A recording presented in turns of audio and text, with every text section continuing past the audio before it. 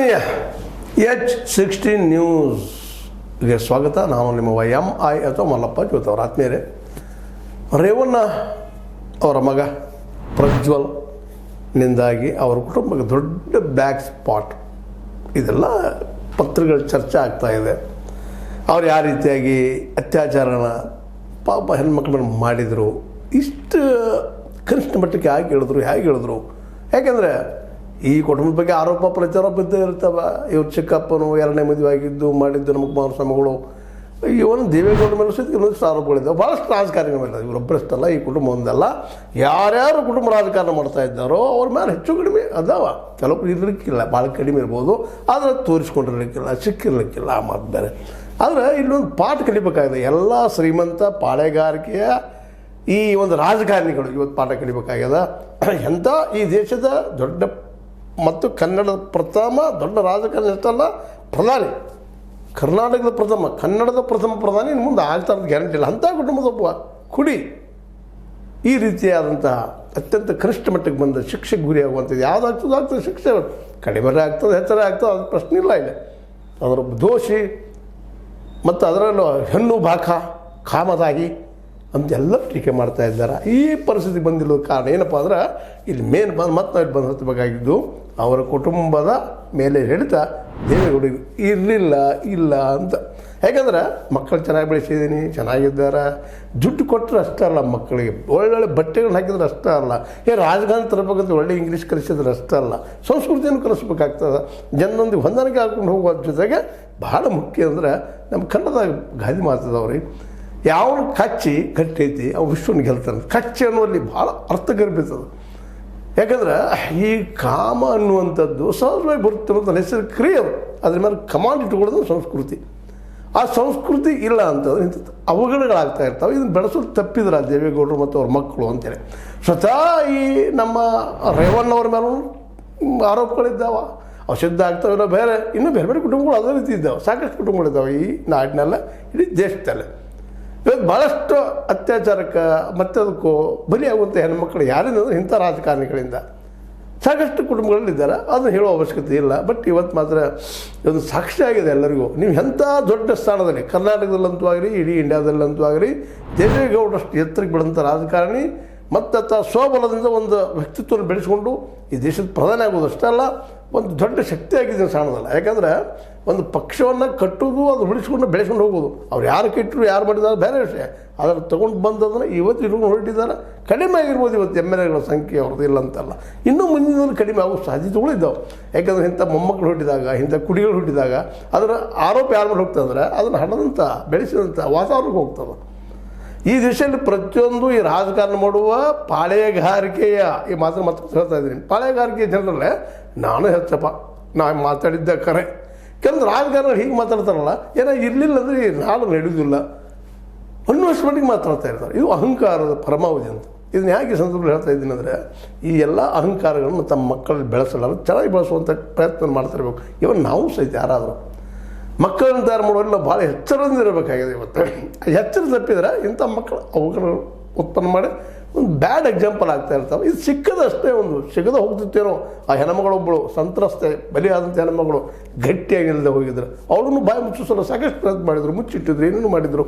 ಆದರೆ ಹೆಣ್ಮಗಳು ದಿಟ್ಟಾಗಿ ಬಂದು ಹೇಳಿದ್ದಂತೇಳಿ ಇವು ಕೇಸ್ ಸ್ಟ್ಯಾಂಡ್ ಆಯಿತು. ಇವನ್ ನಾವು ವಿಡಿಯೋ ಸಹಿತ ಹಾರಿ ಹೋಗುವಂಥ ಸಾಧ್ಯತೆಗಳಿದ್ದು, ಅದು ಯಾರಿಲ್ಲ, ನಾನಲ್ಲ ಅವನು ನಾನಲ್ಲ ಅಂತೇಳಿ ದಾಟಿ ಹೋಗಿಬಿಡ್ತಿದ್ದು ಏನೋ. ಅದು ಹೆಣ್ಮಗಳು ನಿಂತ ಸಾಕ್ಷಿ ಕೊಟ್ಟ, ಹೌದು ಇವು ಮಾಡಿದವ ಒಮ್ಮೆಲ್ಲ ಇವರು ರಚಿತ ಮಾಡಿದ ನನ್ನ ಬಡತನವನ್ನು ದುರುಪಯೋಗ ಮಾಡ್ಕೊಂಡ ಅಂತೇಳಿ ಪಾಪ ಹೆಣ್ಣುಮಗಳು ಹೇಳಿದ ನೆಲೆಯಲ್ಲೇ ಗಟ್ಟಿಯಾಗಿ ನಿಂತ ನೆಲೆಯಲ್ಲೇ ಇವತ್ತು ಪ್ರಜ್ವಲ್ನಂತಹ ಕ್ರೂರಿ ಕಾಮಾಂಧ ಇವತ್ತು ಈ ಶಿಕ್ಷೆ ಬಲಿಸಿಕೊಂಡಿದ್ದಾನಂತ.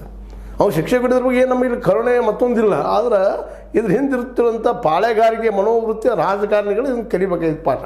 ತಮ್ಮ ಮಕ್ಕಳು ಸರಿಯಾಗಿ ಇಡುವಂಥದ್ದು, ಸರಿಯಾಗಿ ನಾವು ನಿಶ್ಚಿತವಾಗಿ ಪ್ರತಿಯೊಬ್ಬ ರಾಜಕಾರಣಿ ತನ್ನ ಮಗಳನ್ನು ರಾಜಕೀಯ ತರಬೇಕು, ದೊಡ್ಡದನ್ನಾಗಿ ಮಾಡಬೇಕು. ಯಾಕಂದರೆ ಒಂದು ಅಧಿಕಾರ ಇತ್ತಂದ್ರೆ ಅಧಿಕಾರಿಗಳು ಕೈ ಮುಗಿತಾರೆ, ಹೇಳಿದಂಗೆ ಆದರೆ ಜನ ಹೇಳಿದಂಗೆ ಆದರೆ. ಇದು ನೋಡ್ತಾ ಇದ್ದೀರಲ್ಲ, ನಾವು ನೋಡ್ತಾ ಇದ್ದೀವಿ ಪ್ರಜಾಪ್ರಭುತ್ವದಲ್ಲಿ ಸಹಿತ ಇಂಡೈರೆಕ್ಟ್ ಡಿಕ್ಟೇಟರ್ಶಿಪ್ ಇಲ್ಲ. ಒಬ್ಬ ಬೆಳೆದಿಂದ ಬಂದು ನಾವು ಈಗ ಆ್ಯಕ್ಚುಲಿ ಒಬ್ಬ MLA MP ಯಾರೂ ಇರೋರು ಜನಸೇವಕರು ಅನ್ನೋದು ಮರೆತು ಬಿಡ್ತಾರೆ ಅವರು. ನಾವು ಜನ ಆಳವರಪ್ಪ ನಾವು. ಹೀಗಾಗಿ ಪ್ರತಿಯೊಂದು ಪೊಲೀಸ್ ಸ್ಟೇಷನ್ದಲ್ಲಿ ಅವ್ರ ಹಸ್ತಕ್ಷೇಪ. ಯಾಕಂದರೆ ಪೊಲೀಸ್ ಇಲ್ಲದೆ ನಮಗಾಗಿದ್ದರೆ ಬೇಕಾದ್ರೆ ನಾವು ಅನ್ಯಾಯವನ್ನು ಮಾಡಬಹುದು ಅನ್ನುವಂಥ ನಂಬಿಕೆ. ಹೀಗಾಗಿ ಪ್ರತಿಯೊಬ್ಬ MLA ತಮ್ಮ ಕ್ಷೇತ್ರಕ್ಕೆ ತಮ್ಮ ಬೇಕಾದಂಥ PSIಗಳನ್ನ ತರೋದು, CPIಗಳನ್ನ ತರೋದು, DYSPಗಳನ್ನ ತರೋದು, ಪಾಪ ಅವ್ರನ್ನ ತಮಗೆ ಬೇಕಾದಂಗೆ ದುಡಿಸ್ಕೊಳ್ಳೋದು, ಕೆಟ್ಟದ ಹೆಸರು ಬಂತು ಅವ್ರು ಮಾಡಿ ಹಾಕೋದು, ಚಲೋ ಆದ್ರೆ ನಾವು ಅಂತ ಹೇಳುವಂಥದ್ದು ಇವೆಲ್ಲಗಳನ್ನ ನೋಡ್ತಾ ಇದ್ವಿ. ಇದು ಕೇವಲ ದೇವೇಗೌಡರ ಕುಟುಂಬದ ಒಂದೇ ಅಲ್ಲ, ಎಲ್ಲ ಕುಟುಂಬಗಳು ಇವೆಲ್ಲ ಏನಿದ್ದಾವೆ ಇವರೆಲ್ಲ ಇದೇ ರೀತಿಯಲ್ಲಿ ಇರೋದ್ರಿಂದಾಗೆ ಇವತ್ತು ಈ ಪ್ರಜ್ವಲಿತ ಮಕ್ಕಳು ನಿಮ್ಮಲ್ಲಿ ಇರ್ಬೋದು, ಇರ್ತಾರೆ ಅಂತ ಹೇಳೋದಿಲ್ಲ, ಇರ್ಬೋದು. ಅವ್ರ ಬಗ್ಗೆ ನೀವು ಎಚ್ಚರ ವಹಿಸಬೇಕಾಗಿದೆ ಇವತ್ತಂತ. ನಿಮ್ಮ ಮಕ್ಕಳನ್ನು ಭಾಳ ಜಾಗೃತಿಯಿಂದ ಪ್ರತಿ ಕ್ಷಣದ ಬಗ್ಗೆ ನೀವು ಏನಾದರೂ ಲೀಡರ್ನ ಮಾಡೋಂಗಿದ್ರೆ, ಇಲ್ಲಪ್ಪ ಅಂದ್ರೆ ಒಂದು ಮದುವೆ ಮಾಡಿಕೊಂಡು ಉದ್ಯೋಗ ಇರ್ತದೆ ಮಾಡ್ಕೊಂಡು ಹೋಗಲು. ಬಟ್ ಸಮಾಜಕ್ಕೆ ಒಂದು ಒಳ್ಳೆ ಎಕ್ಸಾಂಪಲ್ ಆಗಬೇಕು, ಸಮಾಜ ಬದಲಾಯಿಸಬೇಕು, ಒಳ್ಳೆ ನಾಯಕ ಆಗಬೇಕಂದ್ರೆ ಅವ್ರಲ್ಲಿ ಒಳ್ಳೆತನವನ್ನು ಹಾಕಬೇಕಾಗ್ತದೆ. ಪ್ರಜ್ವಲನಂಥ ಮಕ್ಕಳು ಹುಟ್ಟಿದ್ರಪ್ಪ ಅಂತಂದ್ರೆ ಅದು ಸಮಾಜಕ್ಕೆ ಒಂದು ಕ್ಯಾನ್ಸರ್ ಇದ್ದಂಥದ್ದು. ಎಷ್ಟೋ ಹೆಣ್ಮಕ್ಳು ಬದುಕನ್ನು ಹಾಳು ಮಾಡಿದಂಥ ಈ ವ್ಯಕ್ತಿಗೆ ಶಿಕ್ಷೆ ಮ್ಯಾಕ್ಸಿಮಮ್ ಏನಾದ್ರು ಆಗಬೇಕು ಅವ್ರು. ಯಾಕಂತಂದ್ರೆ ಅದು ಒಂದೇ ಇಲ್ಲ. ಈಗ ನಾವು ಸಿಡಿಗಳು ಮಾಡಿ ಹಂಚಿದ್ದು ನೋಡಿದ್ರೆ ಎಲ್ಲರೂ ಸಿಡಿಗಳು ಯಾರು ಹೆಣ್ಮಕ್ಳು ಅಲ್ಲಿದ್ದಂಥ ಹೆಣ್ಮಕ್ಳು ಆ ಕ್ಷೇತ್ರಗಳು ಬಿಟ್ಟು ಹೋಗಿಬಿಟ್ರು. ಹಾಸನ ಕ್ಷೇತ್ರ ಆಗಿರ್ಬೋದು ಅಥವಾ ಅವರಿದ್ದಂಥ ಹೊಳೆ ನರಸೀಪುರ ಆಗಿರ್ಬೋದು. ಇಲ್ಲೆಲ್ಲನೂ ಪಾಪ ಇವತ್ತಿಗೂ ಗಂಡು ಗಂಡು ಮಕ್ಕಳು ನಮ್ಮಲ್ಲೆಲ್ಲಪ್ಪ ದಾಡಿ ಅನ್ನೋದು, ಹೆಣ್ಮಕ್ಳು ನಮ್ಮಲ್ಲಿ ಏನಾಗ್ತದೆ ಅಂತ ಭಯ. ಅವತ್ತು ನೀವು ಸ್ಟ್ರೈಕ್ ಮಾಡಿದ್ದು ಹಿಂದೆ ನಾನು ನೋಡಿದೆ. ನೀವು ಏನೋ ದೇವೇಗೌಡರ ವರ್ಚಸ್ವಿನಿಂದ ಇಲ್ಲಿವರೆಗೆ ಬಂದದ್ದು, ಮತ್ತು ಭಾಳ ದಿನಗಳವರೆಗೆ ಜಕ್ಕೊಂಡು ಬಂದರು ಅವರು ಶಿಕ್ಷೆ ತಡೆಯುವಂಥ. ಅದು ಶಿಕ್ಷೆ ತಡೆಯುವಂಥದ್ದಲ್ಲ, ನ್ಯಾಯ ಅದ. ಇಲ್ಲೇ ಅಂಬೇಡ್ಕರ್ ಕೊಟ್ಟಂಥ ಸಂವಿಧಾನ ಒಳ್ಳೆಯ ಕೆಲಸವನ್ನು ಮಾಡ್ಯದ. ಅನ್ಯಾಯಕವರಿಗೆ ಶಿಕ್ಷೆ ಆಗಲೇಬೇಕಾಗಿದೆ, ಆಗಬೇಕು ಅಷ್ಟ. ಅದಕ್ಕೆ ಬೇರೆ ಮಾತಿಲ್ಲ. ಇದಕ್ಕೆ ತಪ್ಪಿಸೋಕೆ ಮತ್ತು ಓಡಾಡ್ತಾರೆ ಮಾಡ್ತಾರೆ. ಮತ್ತು ಬೇರೆ ಆಲ್ರೆಡಿ ದೇವೇಗೌಡರ ಕುಟುಂಬದ ಬಗ್ಗೆ ಕರ್ನಾಟಕ ಜನರಲ್ಲೇ ಒಂದು ರೀತಿ ಏನಪ್ಪ ಅಂತಂದ್ರೆ ಒಂದು ಏನು ನೀವು ಅಸಹಕಾರ ಭಾವ ಅನ್ರಿ, ಅದು ಮತ್ತೇನೋ ಅನ್ರಿ, ಜಿಗುಪ್ತಿ ಅನ್ರಿ, ಇಂಥವ್ರ ರಾಜಕಾರಣ ಏನಪ್ಪ ಅನ್ನುವಂಥ ಭಾವ ಬಂದದ. ಇನ್ನು ಅವ್ರ ಪಕ್ಷವನ್ನು ಉಳಿಸ್ಕೊಂಡು ಹೋಗೋದು ಮಾಡೋದು ಯಾವ ರೀತಿ ಆಗಬಹುದು ಅಂತ. ಯಾಕಂದ್ರೆ ಇದೊಂದು ಮಣಿತನದ ಪಕ್ಷ ಆಗಿಬಿಟ್ಟದೆ ಇವತ್ತು. ಅದ್ರಲ್ಲಿ ಯಾರಿದ್ದಾರೆ ಹೇಳ್ರಿ, ಇವತ್ತು ಯಾರಿದ್ದಾರಪ್ಪ ಹೊರಗಿನ ನಾಯಕರು? ಇವತ್ತು ನಿಖಿಲ ಓಡಾಡಬೇಕು, ಅವ್ರ ಅಪ್ಪಗಂತೆ ಆರೋಗ್ಯ ಇಲ್ಲ ನಮ್ಮ ಕುಮಾರಸ್ವಾಮಿಗಳಿಗೆ, ಮತ್ತು ಅವರು ಓಡಾಡಬೇಕು. ಅವ್ರ ಹಿಂದೆ ಪ್ರಜ್ವಲ್ ಇರ್ತಾಯಿದ್ದ, ಪ್ರಜ್ವಲ್ ಮುಗ್ದಂಗೆ ಆಯಿತು. ಅವ್ರ ಕರಿಯರ್ ಬಗ್ಗೆ ಹರಿದಂಗೆ ಆಗಿಬಿಡ್ತು. ಇವತ್ತು ಜನ ನಂಬಿಸೊಳಗಿಲ್ಲ. ಇದು ಉಳಿದವ್ರು ಯಾರು? ರೇವಣ್ಣರು ವಯಸ್ಸಾಗ್ಯದ, ದೇವೇಗೌಡರಂತೂ ಕೊನೆ ಹಂತಕ್ಕೆ ಬಂದಿದ್ದಾರೆ. ಆದರೂ ಅವರ ಧೈರ್ಯವನ್ನು ಎದಗಾರಿಕೆಯನ್ನು ಮೆಚ್ಚಬೇಕು. ಆದರೆ ಅದೇ ಕಾಲಕ್ಕೆ ಅವ್ರಿಗೆ ನಾವು ಕೇಳಬೇಕಾಗಿದ್ದಿಷ್ಟ, ನೀವೊಬ್ಬರ ಆದರ್ಶದ ಸಮಾಜಕ್ಕೆ ಒಬ್ಬ ಈ ದೇಶದ ಪ್ರಧಾನಿ, ನೀವು ನಿಮ್ಮ ಮಕ್ಕಳ ಬೆಳೆಸೋದು ಯಾಕೆ ಎಡವಿದ್ರಿ, ಎಲ್ಲಿ ತಪ್ಪಿದ್ರಿ? ಇನ್ನುಳಿದ ಮಕ್ಕಳ ಬಗ್ಗೆ ಕಾಳಜಿ ಇರಲಿ. ಅದೇ ಕಾಲಕ್ಕೆ ರಾಜ್ಯದ ಎಲ್ಲ ರಾಜಕಾರಣಿಗಳು ಅಥವಾ ದೇಶದ ಎಲ್ಲ ರಾಜಕಾರಣಿಗಳು ಸಹಿತ ತಮ್ಮ ಮಕ್ಕಳ ದಿನನಿತ್ಯದ ಏನವ್ರು ಕೆಲಸ ಮಾಡ್ತಾರೆ, ಏನು ಮಾಡ್ತಾರೆ, ಎಲ್ಲಿದ್ದಾರೆ, ಎಂತಿದ್ದಾರೆ ಅನ್ನೋದ್ರ ಬಗ್ಗೆ ಕಾಳಜಿ ಮಾಡಬೇಕಾಗ್ತದೆ. ವಯಸ್ಸು ಬಂದಂಥ ಮಕ್ಕಳಿಗೆ ಮದುವೆ ಮಾಡಿ ಅವ್ರು ಬಾಳೆ ಕಟ್ಟುವಂಥದ್ದು ಭಾಳ ಮಹತ್ವದ್ದು. ಮದುವೆ ಅನ್ನೋದು ಬದುಕಲು ಭಾಳ ಮಹತ್ವದ್ದು. ಯಾಕಂದ್ರೆ ಕಾಮವನ್ನು ಗೆಲ್ಲೋದಕ್ಕೆ ಇರುವಂಥ ಚೌಕಟ್ಟು ಯಾವುದಪ್ಪ ಅಂತಂದ್ರೆ ಮದುವೆ. ಆ ಮದುವೆ ಇತ್ತಂದ್ರೆ ಸಾಮಾಜಿಕವಾಗಿ ಆಯ್ತು, ಆರ್ಥಿಕವಾಗಿ ಆಯ್ತು, ಬೆಳೆದಕ್ಕೆ ಅನುಕೂಲಗಳಾಗ್ತಾವೆ, ಕೌಟುಂಬಿಕವಾಗಿ ಒಳ್ಳೆಯ ಹೆಸರು ಇರ್ತದೆ. ಈ ಗೃಹಸ್ಥಾಶ್ರಮ ಅಥವಾ ಮದುವೆ ಆಗೋದು ತಪ್ಪಂತಲ್ಲ, ಅದು ನಿಸರ್ಗ ಸಹಜದು. ಅದೊಂದು ರೀತಿ ಕಡಿವಾಣ, ನಮ್ಮ ಸಾಂಸ್ಕೃತಿಕವಾಗಿ ನಾವು ಹುಟ್ಟಾಕಿದಂಥ ಒಂದು ಅಮೂಲ್ಯವಾದಂಥ ವಸ್ತು ಅಥವಾ ಅದೊಂದು ಕ್ರಿಯೆ. ಅಲ್ಲಿ ನಾವು ನಮ್ಮ ಮಕ್ಕಳನ್ನ ಬಿಟ್ಟು ಅಂದರೆ ಗಂಡು ಹೆಣ್ಣು ಚೆನ್ನಾಗಿ ನೆಮ್ಮದಿಯಿಂದ ಇರ್ತಾರೆ. ಇದು ನೋಡಿರಿ, ಈ ಪ್ರಜ್ವಲನ ಪರಿಸ್ಥಿತಿ ನೋಡಿದಾಗ ಅವ ಮದುವೆಯಾಗಿಯೂ ಏನಾಗಿದನೋ ಘಟನೋ ಏನೋ ಡೆವಲಪ್ಮೆಂಟು ಎಲ್ಲ ಈ ಚರ್ಚೆ ಮಾಡೋದು ವಿಷಯಗಳಲ್ಲ.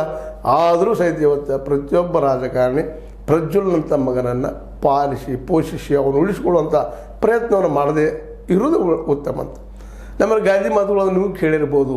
ಬಾಲ್ಯಾವಸ್ಥೆಯೊಳಗೆ ಗುರುಗಳಿಂದ ಬಡತನ ಬದಲಾಗದವ ಯೌವನಾವಸ್ಥೆಗೆ ಪೊಲೀಸರಿಂದ ಬಡತನದಿಂದ ಶುದ್ಧ ಆಗ್ತಾನೆ ಅನ್ನುವಂಥ ಮಾತುಗಳು. ಅಂದ್ರೆ ಬಾಲ್ಯಾವಸ್ಥೆ ನಾವು ಬೆಳೆಸೋದು ಭಾಳ ಮಹತ್ವದಿರ್ತದೆ.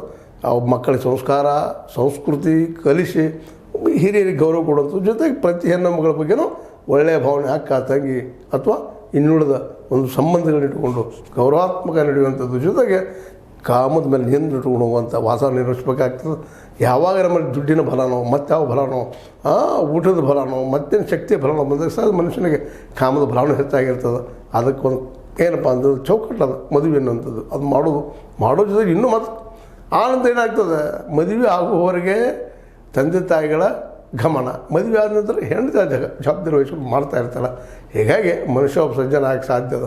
ಯಾಕೆಂದ್ರೆ ನಮ್ಮಲ್ಲಿ ಇನ್ನೊಂದು ನೀವು ತ್ರಿಪದಿಗಳಲ್ಲಿ ಕೇಳಿರ್ಬೋದು, ಏನಪ್ಪ ಅಂತಂದ್ರೆ ನನ್ನ ಗಂಡ ನೆಲ್ಲಕ್ಕಿ ಬೋನ ಉಣೋಲ್ಲ, ಒಲ್ಲಿಯ ಉಡೋಲ್ಲ, ಯಾಕವಲ್ಲ ಅಂದರೆ ಇಲ್ಲದಕ್ಕೆ ವಲ್ಲ ಅಂತ.